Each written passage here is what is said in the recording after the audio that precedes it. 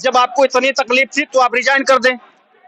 जब हमने खुद ही मेहनत करके इस नौकरी को लिया है तो हम रिजाइन किस बेस पे करेंगे? यहाँ करीब करीब 65 डिस्ट्रिक्ट से सीएचओ इकट्ठा हुए हैं, जो सभी अभी और भी आ रहे हैं, आते जा रहे हैं। करीब करीब इस इको गार्डन में कम से कम 6000 से 7000 सीएचओ अभी उपलब्ध हैं और बाकी आते जा रहे हैं, जिसकी आने वाले समय में लगता है कि ये सारे सीएचओ एकजुट होकर यहाँ इकट्ठा होंगे। और उन्होंने कोई लिखित में आश्वासन नहीं दिया, तो हमारी उसमें 6 सूत्रीय जो मांगे थी उनको पूरा नहीं किया गया। आश्वासन क्या दिया उन्होंने? आश्वासन में उन्होंने ये किया था कि 14 सीएल जो है उनको 24 सीएल कर दिया जाएगा। तीसरा ये है कि उनके पास हमको बजट 5 जो समान कार्य समान वेतन है उसको पूरा करने के लिए उनके पास कोई बजट नहीं है। अभी नहीं है, बजट नहीं है, बजट को मना कर दिया है। और तीसरा उन्होंने ये किया था, एएमएस जो है वो अभी फिलहाल सीएचओ के लिए लागू है, लेकिन आगे वाले सेकंड चरण में सभी एनएचएम के संविदा कर्मी कर्मचारियों के लिए लागू हो जाएगा। और चौथी मांग उन्होंने ये किया था कि जो नियमितीकरण है उसका उन्होंने प्रमुख सचिव के लिए लिखित में ज्ञापन दे दिया है, लेकिन उसका आश्वासन है, आगे उसके ऊपर कोई कार्यवाही नहीं हुई है, ना कोई प्रक्रिया हुई है। जब आश्वासन दिया गया था तो फिर आप लोग मान गए थे? जी नहीं, हमारे जो प्रदेश अध्यक्ष है हिमालय जी है वो गए थे, उन्होंने आश्वासन दिया था, तो उसके बाद वार्ता हुई थी। तो वार्ता में जब हमको पता चला कि आश्वासन हमारी 6 सूत्रीय मांगे हैं उनका कोई भी वहाँ वो नहीं किया गया है, तो फिर हमने ये धरना अपना अनिश्चितकालीन कर दिया। जब तक हमारी 6 सूत्रीय मांगे पूरी नहीं होंगी, ये धरना अनिश्चितकाल तब तक चलता रहेगा। अगर ये यहाँ पे अगर हम पहुंचे, आपको मुझे दिख रहा है पूरे इको गार्डन में सिर्फ आपके ही लोग दिखाई दे रहे हैं, सीएचओ। 10 से 12,000 सीएचओ अपना समर्थन देंगे। समर्थन के साथ ही हम पूर्ण रूप से अपना एक आह्वान करेंगे जिससे हमारी 6 सूत्रीय मांगों को पूरा किया जाए। बहन जी, आपसे थोड़ा बात करते हैं।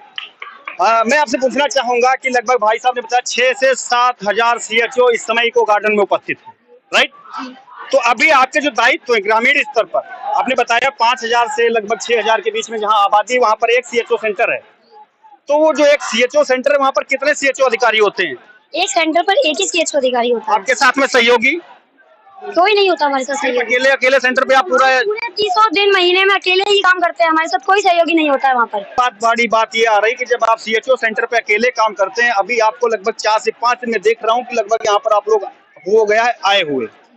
तो अभी ये जो 4-5 दिन का गैप है, इसका खामियाजा किसे भोगना पड़ेगा? इसका खामियाजा ना हमें ही भोगना पड़ रहा है। गवर्नमेंट हमें ही इसका दोष दे रही है कि आप लोग हड़ताल पे क्यों गए। वो तो हमें वापस बुला रहे हैं, पर हम अपनी जब तक हमारी मांगे पूरी नहीं होती है हम यहाँ से नहीं जाएंगे। किस कौन रहा है, मैं ये जानना चाहता हूँ। आप तो ठीक है, आप तो अपने हक अधिकार के लिए आप यहाँ पर आ गए, लेकिन जो सुविधाएं ग्रामीण स्तर पर लोगों को मिलनी चाहिए थी, कहीं ना कहीं वो लोग वंचित हो रहे हैं ना इतने दिनों के बीच में। हो रहे हैं वंचित, पर ऐसा भी नहीं है। वहाँ पर और भी पीएससी लेवल पर भी डॉक्टर्स हैं, वो बैठे हैं, सीएससी लेवल पर भी हैं। जरूरी नहीं है हमारे सेंटर पे ही आएंगे वो लोग। जब उन्हें हम नहीं दिखेंगे तो ऑब्वियसली पीएससी लेवल पर जाएंगे, वहाँ से न जाकर के सीएससी लेवल पर जाएंगे, डिस्ट्रिक्ट पे जाएंगे। और जब तक हम हमारी मांगे, क्या लग रहा है जो 6 सूत्री आपकी मांगे हैं और वो एक जायज मांगे, जहाँ तक मैं समझ पा रहा हूँ, या देखने वाले लोग भी इस पे डिसीजन देंगे। कुछ लोग आपकी, जैसे मैंने पहले वाली वीडियो जो कवरेज करके डाली उसके लोग रिएक्शन लोगों को कटाक्ष भी कर रहे हैं, जो हमने उस पर एनालिसिस किया है। अब उन लोगों को अगर आप जाएंगे कमेंट में देखेंगे तो आपको शायद पता लगेगा कि वो लोग कौन है। मुझे ज्यादा जानकारी उनके बारे में, लेकिन कुछ लोग आपके खिलाफ भी बोल रहे हैं। क्या आप जवाब देना चाहेंगे जो लोग लिख रहे हैं कमेंट में, जब आपको 25,000 रुपए मानदेय मिल रहा है? इसमें ये है कि ग्रामीण जो ये अनुमान लगाया जा रहा है कि ग्रामीण स्तर पर स्वास्थ्य सेवाएं प्रभावित हो रही हैं, तो यहाँ हमें उनका भी सपोर्ट है। ग्रामीण जो हमारे अंडर में एक पीएससी आती है हमारे ऊपर में, तो जो पीएससी के ही लोग ये बात बोल रहे हैं आ रही है, तो पीएससी के स्टाफ जो है वो भी हमको सपोर्ट, तो पोस्टर वो भी हमको सपोर्ट कर रहे हैं। और जितने भी स्वास्थ्य सेवाएं जो दे रहे हैं हमारे अलावा, ये जो प्रश्न आपसे मैंने किया है ये मेरा प्रश्न नहीं है, ये पीसीएस जो आपने बताया विभाग, पीएससी, हाँ, पीएससी विभाग के द्वारा ही एक हमारे पर लगभग में सैकड़ों मात्रा में लोगों ने कमेंट किया है। जब आप लोगों को इतनी ही ज्यादा जो है समस्याएं आ रही तो आप रिजाइन क्यों कर रही है? आपसे प्रश्न सर, रिजाइन क्यों करें हम? कि शोषण के लिए आए हम यहाँ पे संविदा पे? आप उनसे सवाल नहीं करोगे कि आप शोषण क्यों कर रहे हैं उन लोगों का? ये आपको जवाब उनको देना है। फिर क्या जवाब आप उनको देना चाहेंगे? हमारा शोषण बंद किया जाए और हमें नियमितीकरण किया जाए। जो क्या है कि हमारे उपकेंद्र बंद होने के कारण पीएससी पे स्वास्थ्य सेवाएं बाधित हो रही हैं। जो जनसंख्या हमारे उपकेंद्र पे आती थी वो यहाँ आके जब उपकेंद्र बंद रहे तो वो पीएससी पे जाई जा रही हैं। जब पीएससी पे वो जा रहे हैं तो वहाँ वर्कलोड बढ़ रहा है। इस वजह से पीएससी के जो डॉक्टर्स हैं या जो फ्रस्ट्रेट हो रहे हैं, वो थोड़ा फ्रस्ट्रेट हो रहे हैं, उनके ऊपर वर्कलोड बढ़ रहा है। तो हम उनसे बस यही अनुरोध करेंगे कि वो इस मुहिम में हमारा साथ दें। आगे आने वाली कुछ ऐसे भी डॉक्टर्स हैं जो कम कॉन्ट्रेक्चुअल बेस पे लगे हुए हैं, हम उनका भी सपोर्ट, हमें उनका भी सपोर्ट चाहिए। तो इस समय बस सभी पीएससी अधिकारी, सीएससी पीएससी अधिकारी से बस यही निवेदन है कि इस समय बस हमारा साथ बनाए रखें। आगे आने वाले भविष्य में जब हमारी 6 सूत्रीय मांगे हो जाएंगी तो हम किसी भी प्रकार की ग्रामीणों के लिए कोई भी असुविधा नहीं होने देंगे। बहुत बहुत धन्यवाद सर आपका। तो अभी आप देख रहे थे मैं इको गार्डन लखनऊ में उपस्थित हूं और हमने यहाँ के लोगों की समस्याओं को दिखाने का पूरा प्रयास किया है।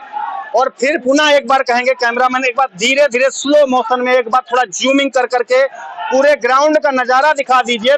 चारों तरफ आपको सिर्फ और सिर्फ सीएचओ के स्वास्थ्य विभाग के अधिकारी ही नजर आएंगे पूरे ग्राउंड परिसर में। और यहाँ पर जैसा कि लोगों ने बताया कि लगभग में 6 से 7 हजार के बीच में यहाँ पर ऑलरेडी जो है लोग पहुंच चुके हैं और काफी जो है उत्सुकता के साथ में, काफी जोश के साथ में नारेबाजी कर रहे हैं और हक अधिकार की लड़ाई के लिए तमाम प्रकार के स्लोगनों का भी प्रयोग कर रहे हैं। तो जो इनकी जो मांगे हैं वो कितनी जायज है कितनी नाजायज है ये तो आप सब दर्शक तय करेंगे। फिलहाल मेरा मानना यह है अगर जो संवैधानिक दायरे के अनुसार जो भी नियमावली कहती हो वो सारे कार्य होने चाहिए, वो सारे अधिकार लोगों को मिलने चाहिए।